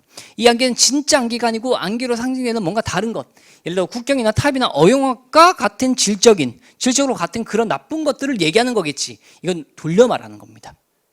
근데 국경, 탑, 어용학 다 없애버려. 이거 정말로 없애버리라고 직설적으로 얘기하고 있는 거 맞나요? 그렇죠. 얘 얘기하고 있는 거 맞죠? 그래서 다시 봐도 이거 정말 얘기하고 있으면 그건 정말 직설적 어조라고 보시면 되는 거예요. 이런 것들도 보다 큰 집단, 큰 체제 이런 것들 정말 큰 집단과 큰 체제가 별로다라고 얘기하고 있는 거잖아요. 이 사람은 지금 그게 어떤 상징이나 비유로 쓰이고 있는 게 아니잖아요. 그죠? 그래서 이런 것들은 직설적 어조고 이런 것들은 뭐예요? 우회적으로 돌려서 얘기하고 있는 겁니다. 문학에서. 그죠? 자, 그래서 이렇게 되는 거구나라고 판단할 수 있어야 되는 거고. 그 다음에 고전적인 질서를 통해라고 했을 때 고전적 질서는 어차피 이거를 시랑 연결지어서 보셔야 돼요. 그럼 고전적 질서하면 뭐가 떠올라야 돼요? 뭐가 떠올라셔야 되죠? 전통이 떠올라야죠. 전통을 통해서 새로운 희망을 추구하고 있다. 아니잖아요. 전통 부정적으로 생각했잖아요. 그래서 2번 땡 이렇게 가셔야죠. 알겠죠? 근데 문제 풀 때 이걸 전통으로 대응을 안 시키고 그냥 느낌으로 풀고 있어. 제가 문학에 감이 좋아서 이러지 말라는 거예요. 언젠간 틀릴 수 있습니다. 그거는 그렇게 공부해봤자 늘지도 않고 그렇게 문제 풀면 큰 의미 없어요. 진짜 여러 번 문제 풀다 보면 감이 좋아지니까 그거 아니에요. 아니고 원래 이제 문제를 많이 풀다 보면 이런 것들을 눈여겨보고 이럴 때는 이런 거 이럴 때는 이런 거 이게 눈에 보여서 경험치가 쌓여가지고 풀리는 거거든요. 자, 그러니까 그냥 막무가내로 문제 풀지 마시고 대응시키면서 문제를 푸셔야 됩니다. 인위적인 것과 자연적인 것이 대조적으로 제시되고 있다고 했을 때 인위적인 것은 뭐 있어요? 조직, 형식, 큰 집단, 큰 체제 이런 거. 자연적인 거는요, 햇빛, 날새 이런 게. 알겠죠? 근데 선생님 안개는 자연물이고 자연물과 얘는 대조가 아니잖아요. 이럴 때 여러분들 문학 문제 풀 때 가장 큰 문제가 뭐냐면, 자 보세요. A가 있고 나대가 있다 칩시다. 시 안에 문제 물었어요. A가 나타난다. O예요, X예요? O죠. 나대이가 나타난다. 이게 나대이 이렇게 하면 되지 안 되구나. 나대이가 나타난다. O예요, X예요? O죠. 뭐가 문제입니까? 이런 거죠. 그러니까 자연물과 인위물이 인위적인 것이 대조가 되는 것도 있고 자연물과 인위물이 동질적으로 엮이는 것도 있고 여하튼 있잖아요. 둘 다. 아시겠죠? 자, 그렇게 문제를 푸시는 거예요. 자, 그래서 3번은 적절하고 그 다음에 4번에 농기구의 상징이라고 하는 건 가래를 얘기하는 거고 체제개혁이라고 하는 게 이런 거 국경 이런 거 다 쓸어버리고 큰 체제까지 다 밀어버려라 라고 얘기하는 거라서 정답은 적절하지 않은 걸로 2번이다. 그렇게 하시면 되겠습니다. 자, 그 다음에 서술자 개입인데요. 서술자 개입이라고 하는 개념을 대놓고 묻고 있죠. 그러니까 이게 소설문학의 주 특징인데 시점 문제로 계속 나오고 있어요. 소설은 계속 시점 묻고 있는데 네, 시점 완벽하게 대비하셔야 됩니다. 자, 서술자 개입이라고 하는 것은 다시 한번 정리해 드릴게요. 3인칭에 관해서 얘기하고 있는 거예요. 3인칭. 왜? 이 서술자 개입의 본래 정의가 뭐냐면 서술자가 자기 티를, 자기의 존재감을 드러낼 때 서술자 개입이라고 얘기하는데 1인칭은 나라고 하는 사람이 이미 작품 속에 들어가 있기 때문에 나라고 하는 서술자가 이미 작품 속에 들어가 있기 때문에 처음부터 개입되는 거라서 1인칭에 대해서 어디 개입됐니 묻지 않아요. 처음부터 개입되어 있는 거라서 개입이 안 돼 있는 걸 찾아내기가 힘들죠. 그러니까 3인칭에 대해서 묻고 있는 게 서술자 개입이고 이 서술자 개입을 약간 왜곡해서 여러분들 문제 풀 만큼 좀 알려드리면 첫 번째 자기의 감정을 보였을 때를 얘기합니다. 근데 이걸 감정을 보였을 때 이렇게 알고 있어봤자 못 찾는다고요. 그러니까 찾아낼 만큼 조금 더 정확하게 이해를 하셔야 되는데 감정을 표출할 때 어떻게 하느냐 가장 잘 하는 게 서립 영탄법인데 영탄법을 그냥 영탄법으로 하는 게 아니고 서리법으로 영탄법을 드러냅니다. 자, 이게 무슨 말이냐면 일단 서리법이 영탄법인 거 알고 계세요? 우리가 어찌 아니 이러서랴 이렇게 얘기했으면 강력한 어조로 말하는 영탄법이에요. 이건 수능에서도 증명된 거고 원래 수사학사전에도 그렇게 되어 있습니다. 그래서 서리법은 영탄법입니다. 그리고 여기서 꼭 여러분들이 기억을 잘 하셔야 되는 것 중에 하나가 단 내면 심리 묘사 있잖아요. 이거 정말 많이 헷갈려 하셨는데 내면 심리 묘사는 개입이 아닙니다.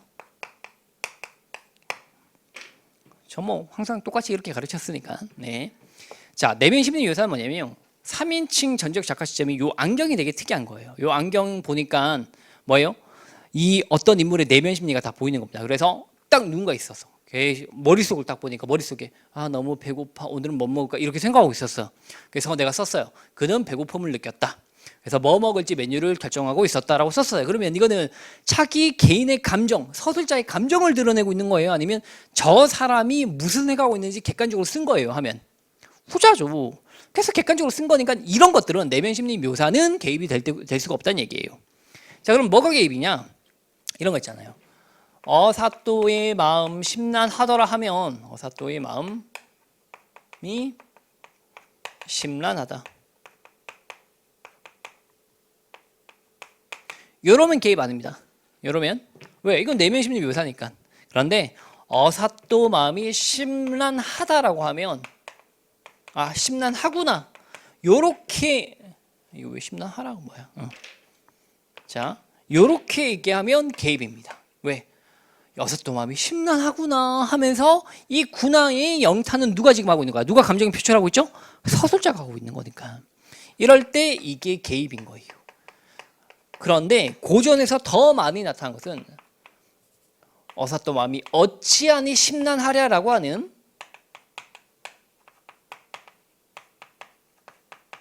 이런 서리적 형태로 나타나 있는 거, 이런 것들이 바로 가장 대표적으로 잘 나타나는 개입이죠. 어차피 이것도 영탄이니까. 아시겠죠? 요거. 그 다음에 이제 두 번째가 인물의 성격 직접 제시.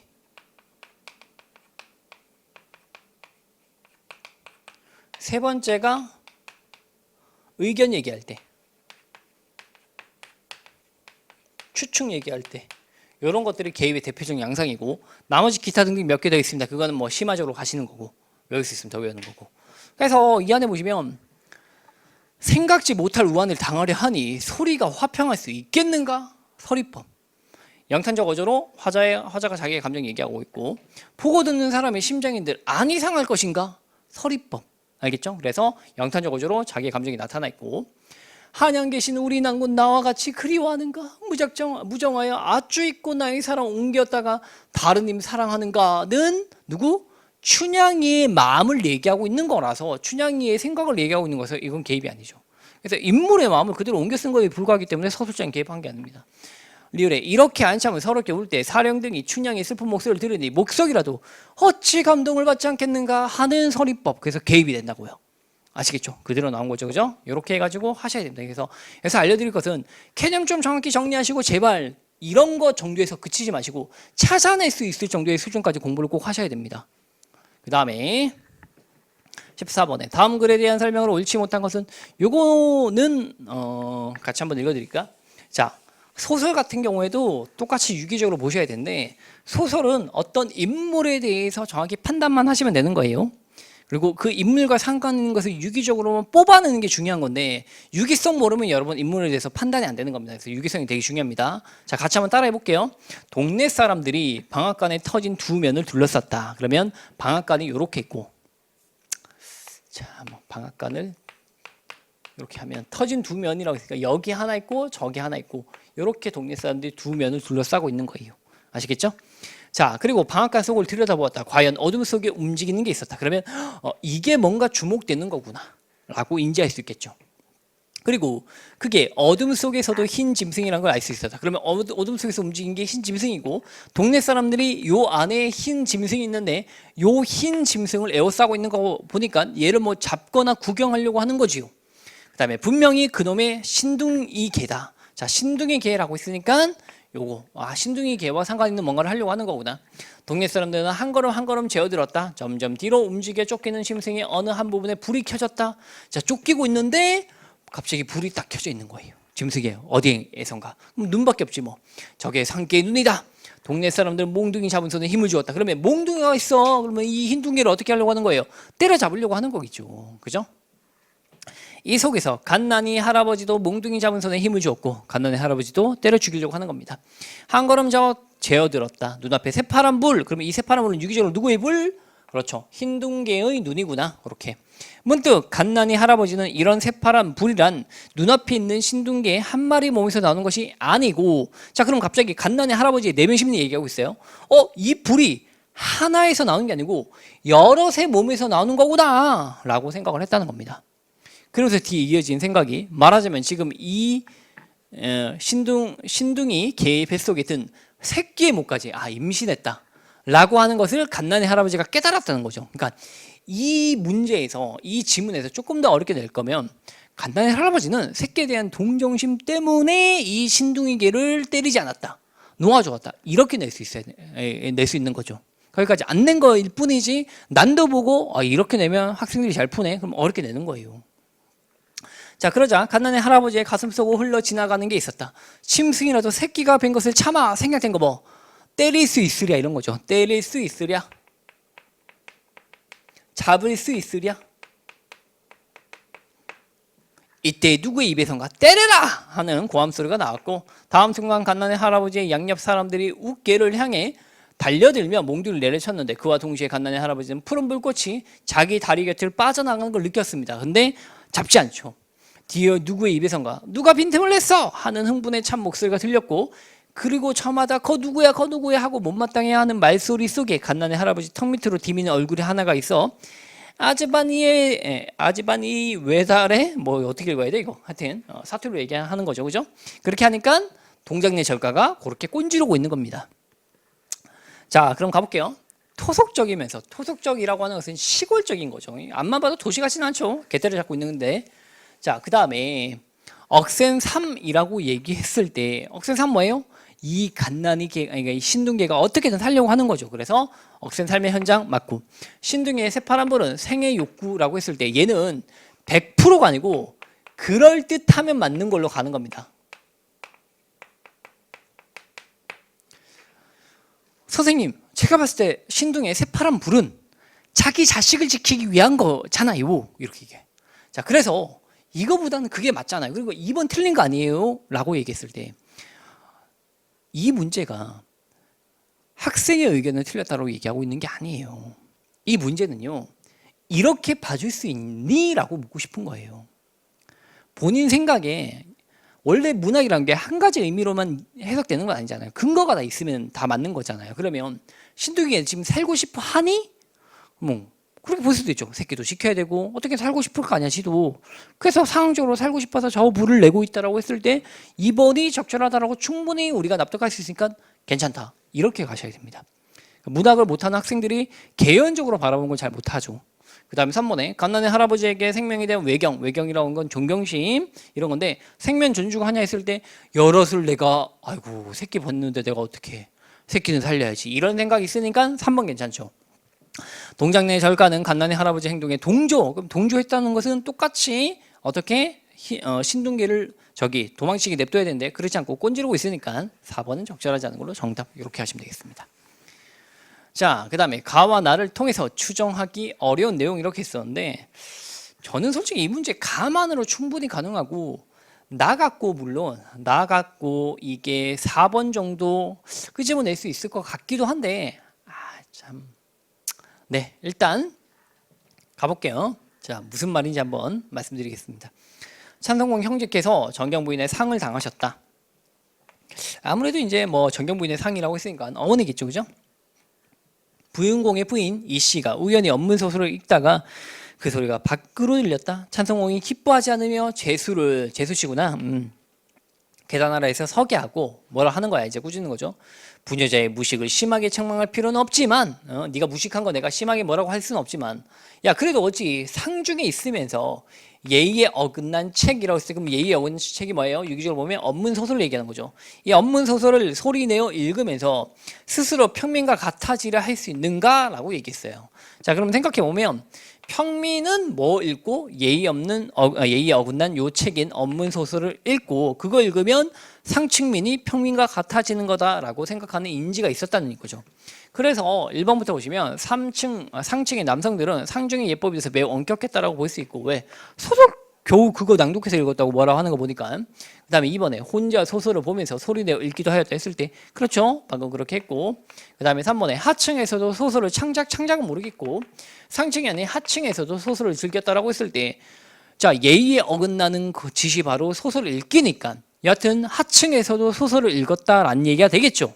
그래서 예의 없는 그런 책을 똑같이 읽고 있으면 하층민이 된다는 얘기는 하층도 똑같이 책을 읽었다는 얘기니까 4번도 적절하고 이미 3번이 하나밖에 안 남아서 정답 이렇게 하셔야 된다는 얘기죠. 그리고 오히려 이 나이에서 4번을 끄집어내려고 하니까 좀 긴가민가해. 늙으니까 동문 밖에 살면서 입으로 업문 소설을 읽었는데 요런 것들을 읽었고 잘 읽었기 때문에 옆에서 구경하는 사람들이 삥 둘러섰는데 옆에서 구경하는 사람들이 싹 다 하층민한 보장이 없죠. 그러니까 하층민이 한 명이라도 있다라고 하는 보장이 없어요. 이게. 그래서 얘 갖고 4번 설명하려고 하니까 조금 찝찝해요. 오히려 그냥 가만 가지고 1번, 2번, 4번까지 다 설명이 돼서 남는 게 3번이라서 3번이 적절하지 않은 걸로 정답 이렇게 하시면 될 것 같습니다.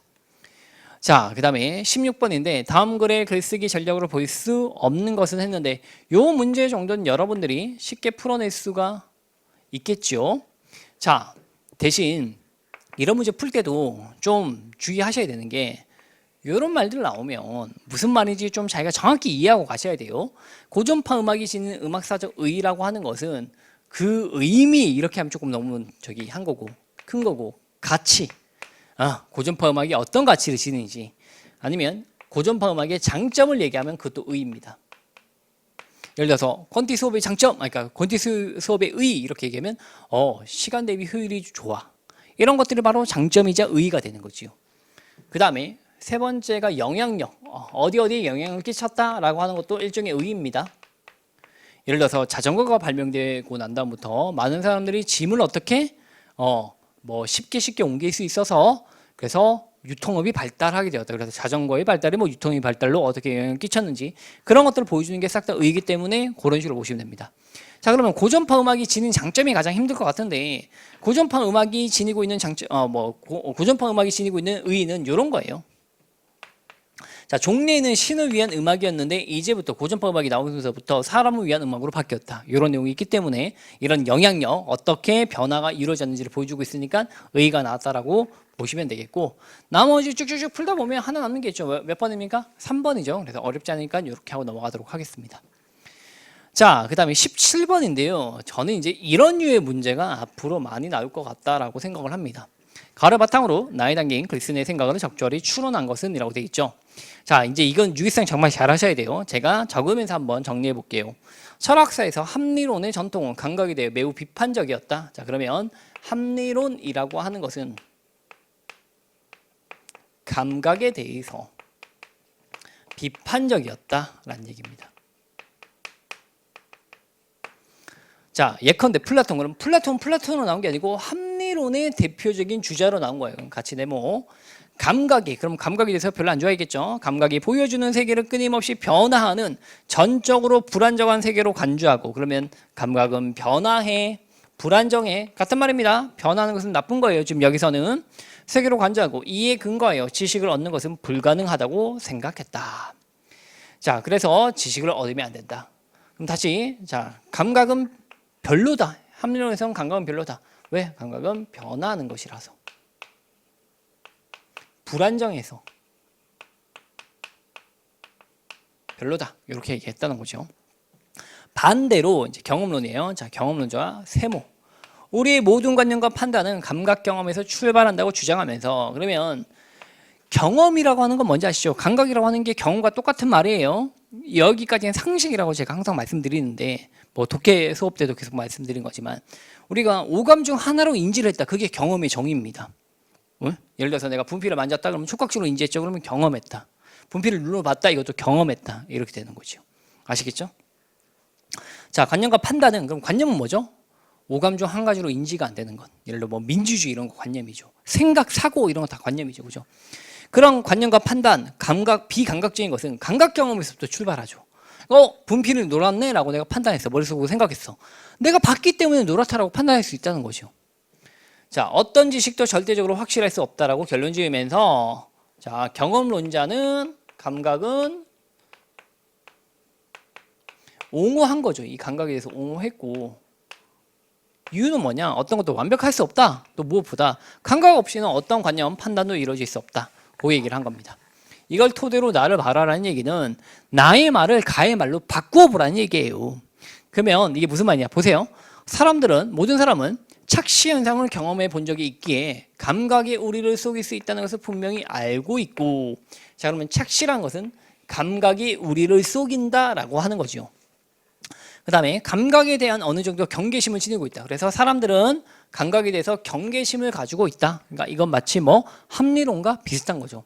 하지만 그렇다고 해서 일상생활에서 자신의 감각을 신뢰하고 이에 따라 행동하는 것은 잘못이 아니다. 자, 감각에 대해서 경계심을 가지고 있지만 감각을 신뢰하고 행동하는 거 나쁘지 않다라고 얘기하고 있습니다. 모든 감각적 정보를 검증 절차를 거친 후 받아들이다가는 정상적 생활을 영위하는 것 자체가 불가능해질 것이기 때문이다. 그래서 감각 신뢰를 좀 해야 된다. 왜? 모든 걸 신뢰하지 않고 어떻게 검증 절차를 거치면 정상적인 생활이 안 된다라고 얘기하고 있습니다. 자, 반대로 실용적 기술 개발이나 평범한 일상적 행동과는 달리 과학적 연구에서는 상당한 정도의 정확성을 요구하니까 경험적 자료에 대해서 어느 정도 경계심, 비판적으로 접근하는 게 맞다. 그럼 다시 과학적 연구는 감각 경험에 대해서 비판적. 하지만 실용적 기술이나 평범한 일상적 생활은 뭐란 얘기예요? 감각을 신뢰해야 된다는 얘기예요. 감각 신뢰. 자, 그러면 실용적 기술 개발할 때는 감각을 신뢰하고 감각에 대해서 검증하지 말고 그냥 빨리 넘어가야 된다는 얘기죠. 걔는 과학적인 게 아니기 때문에. 그 말이 전제되어 있습니다. 그래서 이 말의 정답 몇 번이냐면 1번이에요. 실용적 기술을 개발하는 것은 1차적으로는 경험론적 사고의 토대를 두면서, 경험론적 사고라고 하는 게 뭐예요? 감각을 옹호해야 된다는 거죠.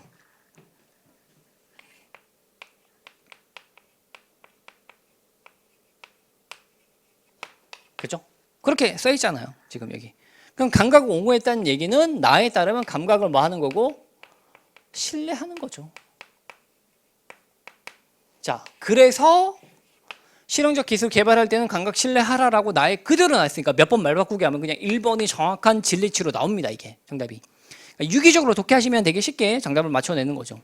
세계는 끊임없이 변함으로 일상생활에서는 합리론적 사고를 우선해야 된다. 그러면 합리론적 사고라고 하는 것은 감각에 대해서 비판적이어야 되는데 일상생활에서는 나에 따르면 감각에 대해서 신뢰 좀 해라 라고 했으니까 2번 일단 틀렸고, 세계는 끊임없이 변화한다라고 하는 말은 물론 저건 타당한 것 같아요. 그러니까 여기서의 흐름은 세계는 그냥 세계 아니고 감각적 세계를 얘기하는 거죠. 감각적 세계. 자, 감각적 세계는 항상 변화하고 따라서 감각도 역시 변화하기 때문에 합리론적 사고를 우선해야 된다. 이런 맞는데 일상생활에서 이걸 우선해야 된다. 이러면 틀린다는 얘기죠. 그 다음에 과학 연구는 합리적으로 감각을 비판해야 되는 거죠. 그죠? 합리론을 버리고 철저히 경험론 안 되죠. 합리론을 옹호해야 됩니다. 4번에 감각에 대한 신뢰는 어느 분야에서나 전적으로 차별 없이 요구된다. 아니죠. 어느 분야에서나 차별 없이 요구되는 게 아니고 과학에서는 요구하면 안 돼요. 그죠? 과학에서는 함부로 신뢰를 요구하면 안 되기 때문에 4번은 적절하지 않다. 이렇게.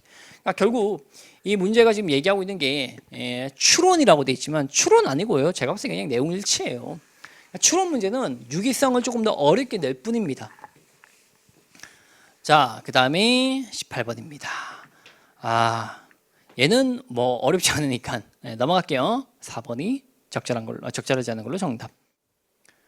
자, 그 다음 19번인데 19번은 참 희한하게 어려운 문제 같습니다. 얘는. 그래서 얘는 이게 포인트가 의미축소냐 의미학대냐 의미교체의 적절한 사례가 아닌 것은 묻고 있는 건 줄 알았는데 아니고 2번이죠. 말미는 쓰지 않고 휴가라는 말을 사용하고 있다 했을 때 말미를 쓰죠. 우리가 아직도. 그래서 지금 2번이 정답? 약간 좀 넌센스 같은 이런 문제입니다. 네, 그 다음에 20번 가시면 다음 글에 대한 설명을 적절하지 않은 것은, 이 문제도 그렇게 어렵지 않죠. 그래서 가나 다라 했을 때 다에서 이거 그냥 설명이지 주장이 아니잖아요. 그래서 3번 다는 DDT의 악 영향을 제시하고 그것의 사용 금지를 주장하고 있다. 이거는 적절하지 않다. 이렇게 문제를 보시면 되겠죠.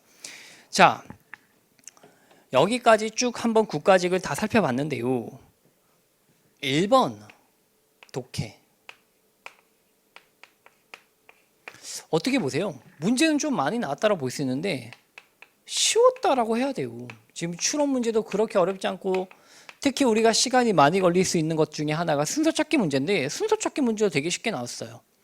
그럼 저는 만약에 이 경향성이 그대로 유지가 된다고 했을 때 독해 쪽으로 지방직이 조금 더 어렵게 나올 거라고 생각을 합니다. 그러면 독해 쪽에서 지방직이 어렵게 나올 때 제일 첫 번째 우리가 할 수 있는 건 뭐냐? 놀랍게도 공부가 아니고요. 버릴 문제 버리다.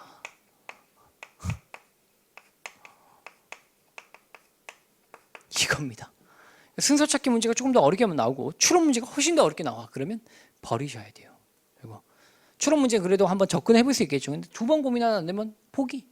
알겠죠? 그래서 제가 공TV에서 한번 설명드렸는데 그렇게 해가지고 꼭 버릴 문제 버리셔야 됩니다. 그 다음에 두 번째는 패턴을 좀 정해 놓으세요.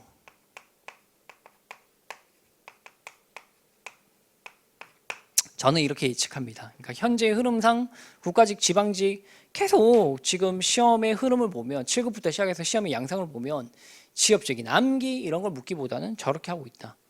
그런 거예요. 물론 뭐 띄어쓰기, 제57항 나올 수 있어요. 안 나온다는 보장은 절대 없습니다. 하지만 독해 쪽에서 오히려 더 힘을 실을 것들이 좀 눈에 보인다라고 하는 거죠. 그다음 두 번째 문학. 현재 여러 가지 작품을 다 볼 수는 없어요. 그러니까 계기문에서 250작품 있으면 만약에 여러분들이 남는 시간이 제 문학에만 다 투자할 수 있다면 계기문은 솔직히 한 3주 정도면 볼 수 있거든요. 예, 국어 반 나머지 반 이렇게 하시면 3주면 볼 수 있습니다. 근데 그 250작품 다 보는 것은 현실적으로 불가능한 것 같고 만약에 처음 커리를 시작하거나 오래전에 해서 복습을 해야 되겠다 싶으면 문법 필기 노트로 공부하는 거 있죠, 그죠? 한 번에 이해도가는 자동암기, 문학 필기 노트로 공부하는 그 시리즈에서 필기 노트에 있는 개념을 정확히 익히시고, 그다음에 장르별 이런 것들은 지방직에서는 거의 안 나오니까 그런 건 뭐 서울시를 위해서 공부한다고 보시면 될 것 같습니다. 그렇게. 그다음에 3번이 문법인 것 같아요. 정리할 때 세 번째로 문법을 하셔야 됩니다.